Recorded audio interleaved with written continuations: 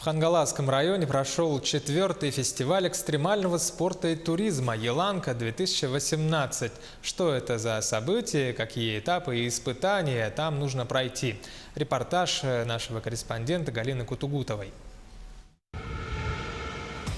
Покорить свою вершину, преодолеть водную стихию, научиться находить баланс, догнать ветер, разбудить в себе снайпера, петь песни под гитару у костра, танцевать под звездным небом. Именно так прошли выходные у участников 4-го фестиваля экстремального спорта и туризма «Еланка-2018».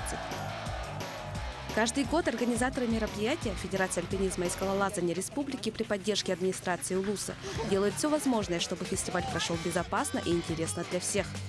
Подготовка фестиваля идет уже, в принципе, с зимы, но основная идет нагрузка уже, в принципе, за месяц до фестиваля.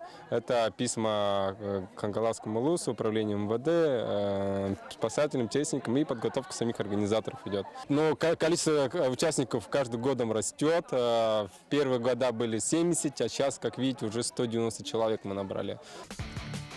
Фестиваль «Еланка-2018» год назад вошел в десятку лучших и самых ожидаемых событий спортивной жизни страны.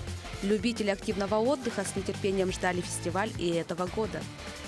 Классно, что с каждым годом все больше и больше команд. Значит, все же молодежь республики выбирает здоровый образ жизни, очень активный образ жизни. И самое главное, что готовы к вот таким вот сложным испытаниям судьбы, природы и дружбы. Посмотри, пожалуйста, проверь, поэтому я и это.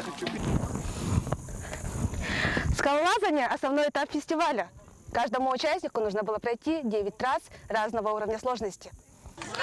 Организаторы отмечают, что многие участники приезжают на фестиваль не в первый раз, а новички сразу же влюбляются в атмосферу мероприятия. Ведь команды не только соревновались, но и нашли здесь новых друзей. Я приехала сюда второй год. Мы приезжаем командой CrossFit. Первый раз приехал, интересно же полазить тут, посмотреть. Классно же побегать по лесу, тут погонять с ребятами, познакомиться, интересно. Фестиваль закончился, но следующим летом по традиции он снова соберет на Еланке любителей активного отдыха. Галина Кутугутова, Андрей Дьяконов, Руслан Ачиров, Хангаласский Улус.